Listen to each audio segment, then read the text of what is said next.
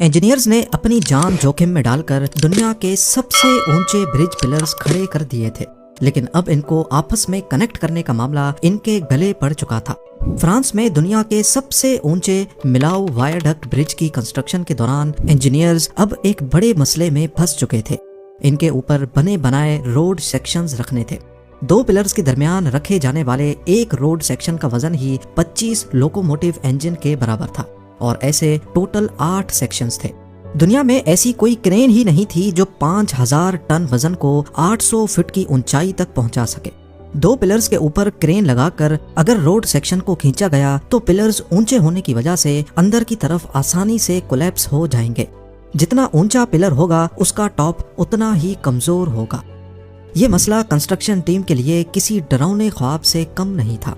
इस मसले को लेकर मिलाऊ वायडक्ट की कंस्ट्रक्शन में डिले आ रहा था और हर गुजरते दिन कंस्ट्रक्शन कंपनी को $30,000 का फाइन लग रहा था।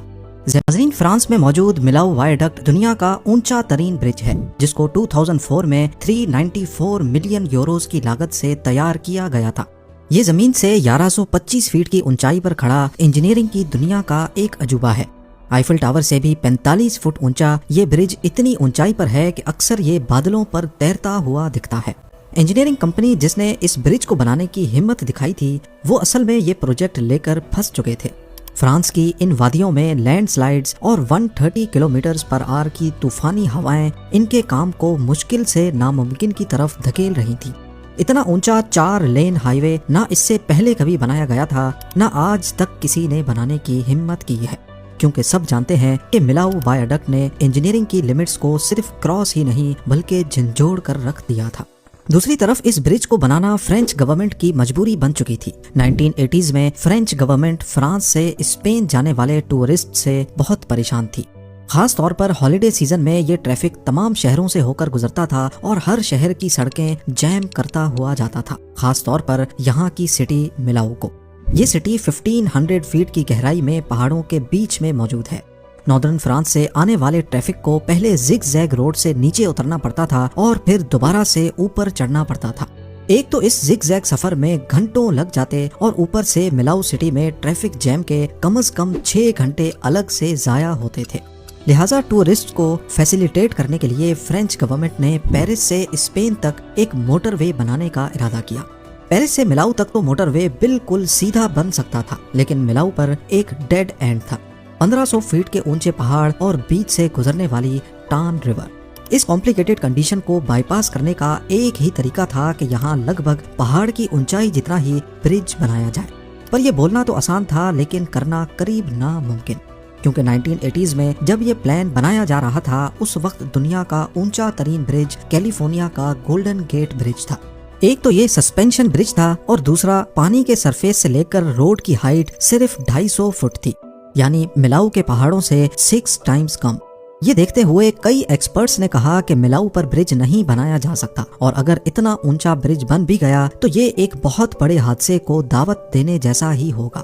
कई सालों तक ब्रिज बनाने का ये ख्वाब सिर्फ ख्वाब बनकर ही रहा, लेकिन आखिरकार जब ट्रैफिक जैम्स हद से बढ़ गईं तो फ्रेंच गवर्नमेंट के पास ये कड़वा घूंट पीने के अलावा और कोई ऑप्शन नहीं था। डिजाइन से लेकर ब्रिज की कंस्ट्रक्शन तक इंजीनियरिंग टीम को 3 मुश्किल तरीन चैलेंजेस का सामना करना पड़ा।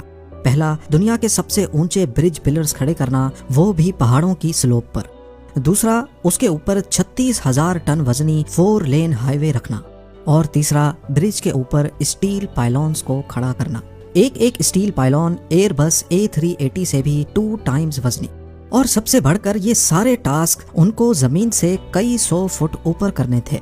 इस काम के लिए दुनिया के best architect Lord Norman foster को हायर किया गया। ये ब्रिजेस की डिजाइनिंग में पहले ही दुनिया में अपना नाम बना चुके थे।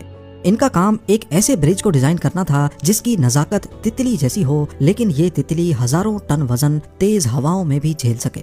इस डिजाइन में छोटी सी भी गलती किसी आफत का बायस भी बन सकती है। 2 सालों के बाद अभी लॉर्ड नॉर्मन फॉस्टर का डिजाइन ड्राइंग बोर्ड पर ही था कि उनकी रेपुटेशन को एक बड़ा झटका लग गया। कुछ सालों पहले उन्होंने लंदन का फेमस मिलेनियम फुट ब्रिज भी डिजाइन किया था। ईयर 2000 में जब इस ब्रिज को पब्लिक के लिए खोला गया तो सिर्फ इंसानों के चलने की वजह से ही ये ब्रिज बुरी तरह से झूलने लगा। इसके डिजाइन में एक बहुत बड़ा लेकिन छुपा हुआ नुक्स था। 1.5 सालों तक ब्रिज को दोबारा बंद करना पड़ा, जिसकी रिपेयर में एक्स्ट्रा 50 लाख पाउंड्स लग गए थे। अगर ऐसा ही डिजाइन फ्लॉ मिलेनियम ब्रिज से 15 टाइम्स ज्यादा ऊंचे मिलाऊ वायरडक्ट में निकला तो तबाही का अंदाजा लगाना भी मुश्किल होगा। सालों की मेहनत के बाद फॉस्टर एक शानदार डिजाइन पेश कर चुके थे। ब्रिज के टोटल 7 पिलर्स डिजाइन किए गए और इसके ऊपर रोड कर्व शेप में होगा। पर मसला ये था कि पिलर नंबर 2 की हाइट सबसे बड़ी होगी, जबकि बाकी 6 पिलर्स स्लोप पर बनेंगे। मसला सिर्फ इस अनोखे डिजाइन को पेपर से निकालकर हकीकत में बदलना ही नहीं था। कंस्ट्रक्शन टीम जिसने इस ब्रिज को बनाने की हिम्मत की थी, उनको सिर्फ 4 सालों की डेडलाइन दी गई।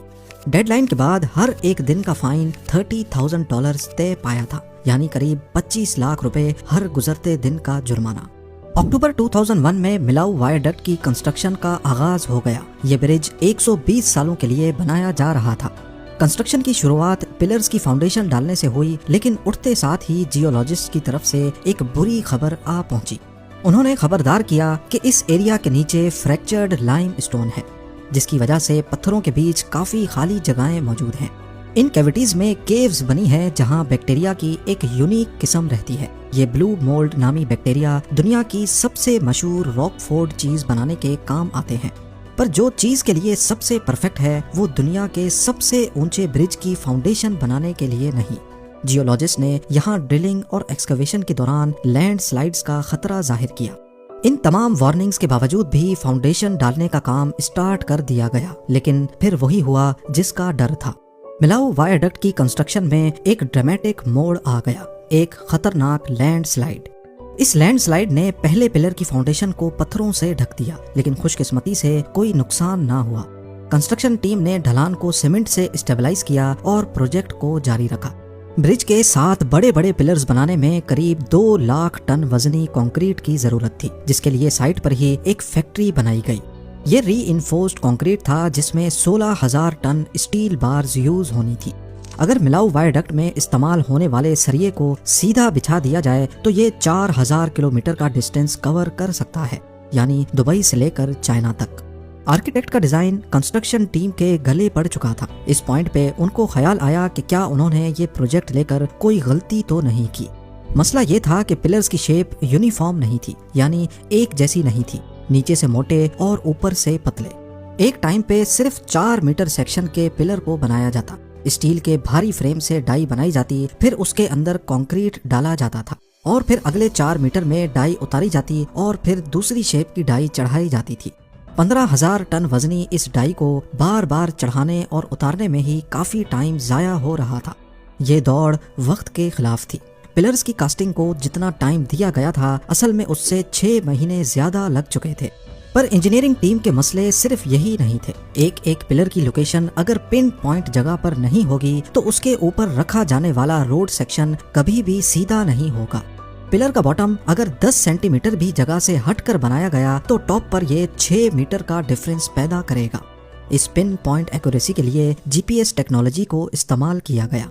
आसमान में मौजूद मल्टीपल सैटेलाइट्स की मदद से पिलर्स की पिन पॉइंट एक्यूरेसी पता करके वहीं बुनियाद डाली गई और पिलर्स की कास्टिंग के दौरान भी जीपीएस का इस्तेमाल किया गया ताकि पिलर्स का टॉप बिल्कुल वही हो जहां उसको होना चाहिए। दिन गुजरते गए, महीने और फिर साल। नवंबर 2003 में 7 पिलर्स अपनी फाइनल ऊंचाई तक पहुंच चुके थे। 245 मीटर लंबा पिलर नंबर 2 दुनिया का सबसे ऊंचा पिलर हो चुका था। लेकिन इस कामयाबी के बाद उनको रिलैक्स करने का टाइम नहीं मिला, क्योंकि ब्रिज कंस्ट्रक्शन का अगला मरहला सबसे मुश्किल था।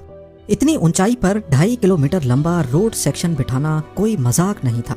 इस पूरे रोड सेक्शन का वजन अंदाजन 36,000 टन था। ये वजन 90 एयरबस A380 जितना बनता है। इस प्रोसेस के दौरान एक छोटी सी भी गलती इंसानी जान और करोड़ों डॉलर्स का नुकसान कर सकती है।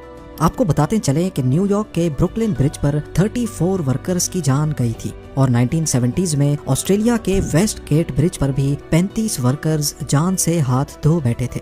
इतिहास के इन नुकसानात को मद्देनजर रखते हुए मिलाऊ वायडक्ट पे रोड स्टील के पोर्शंस में बनाने का फैसला किया गया।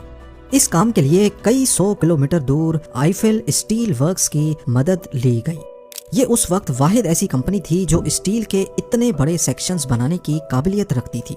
रोड के लिए 2200 स्टील के 2 कामत सेक्शंस बनाए गए, वो भी अलग अलग डिजाइन के। एक एक सेक्शन का वजन 90 टन था और इनको इतनी एक्यूरेसी से बनाया गया कि एक बाल जितना भी डिफरेंस ना आने पाए। कटिंग और वेल्डिंग का काम तो मुश्किल था ही, लेकिन अब चैलेंज इनको कई 100 किलोमीटर दूर कंस्ट्रक्शन साइट तक पहुंचाने का था। रूट्स प्लान किए गए, पुलिस को ऑन बोर्ड लिया गया और कॉन्वॉय की सूरत में एक एक करके रोड सेक्शंस रवाना किए गए।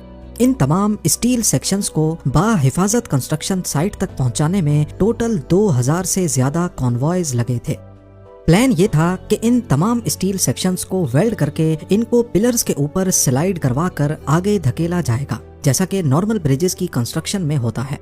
लेकिन मिलाऊ वायरडक्ट किसी भी तरह से नॉर्मल नहीं था। करीब 250 मीटर ऊंचे पिलर्स के दरमियान 342 मीटर्स का फासला है।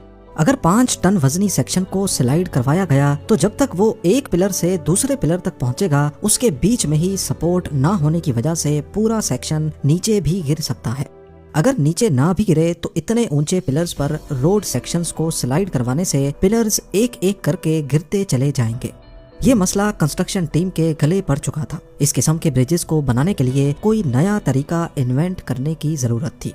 यहाँ पर कंस्ट्रक्शन टीम के एक सीनियर इंजीनियर को आइडिया आया। उन्होंने डेमोन्स्ट्रेशन करके दिखाई कि अगर एक कमजोर पाए वाली टेबल के ऊपर भारी बॉक्स रखा जाए और उसको जमीन से खड़े होकर धक्का दिया जाए तो पूरी टेबल साथ ही मूव करेगी। लेकिन अगर बॉक्स को टेबल के ऊपर चढ़कर पुश किया जाए तो फिर टेबल को कोई फर्क नहीं पड़ेगा।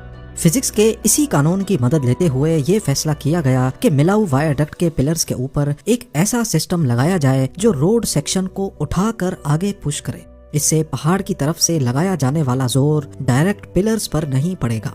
इस काम के लिए पिलर्स के दरमियान 170 मीटर के फासले पर टेम्परेरी स्टील स्ट्रक्चर्स भी खड़े किए गए, जो कि रोड सेक्शन के आधे वजन को बर्दाश्त करेंगे।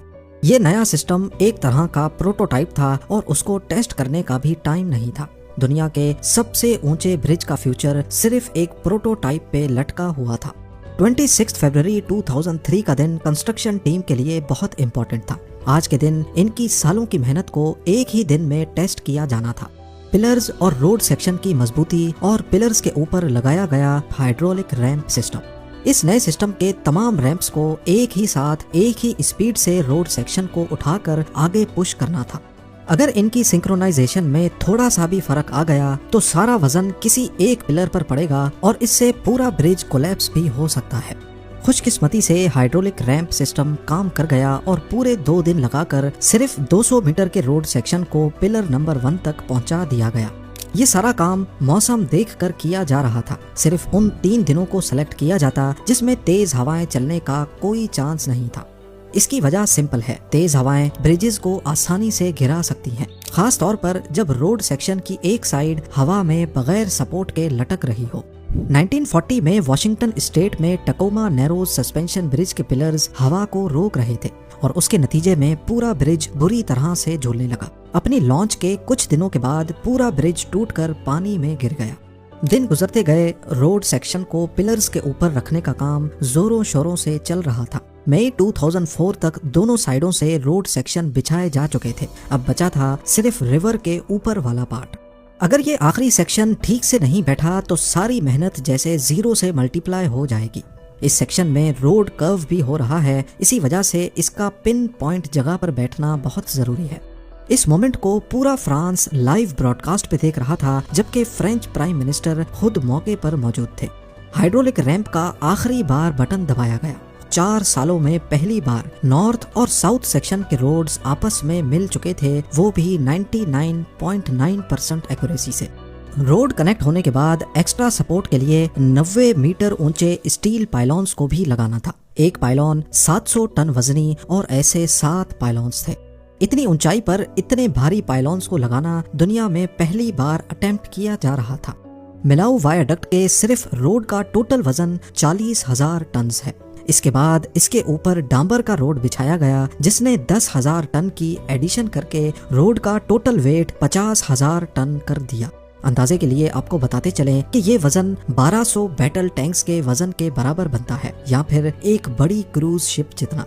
इसकी मजबूती चेक करने के लिए एक साथ इसके ऊपर से 28 ट्रक्स गुजारी गई। हैरानी की बात यह थी कि रोड सेक्शन जिसको 50 सेंटीमीटर तक झूलने के लिए डिजाइन किया गया था, वो इन तमाम ट्रक्स के वजन से सिर्फ 25 सेंटीमीटर तक झूला था। 16 दिसंबर 2004 को मिलाऊ वायडक्ट पहली बार पब्लिक के लिए खोला गया। ये इंजीनियरिंग टीम की दिन रात खून पसीने की मेहनत का ही नतीजा था, जिन्होंने न सिर्फ कामयाबी से दुनिया के सबसे ऊंचे ब्रिज की कंस्ट्रक्शन की, बल्कि वक्त से पहले काम खत्म करके एक नया रिकॉर्ड बना लिया।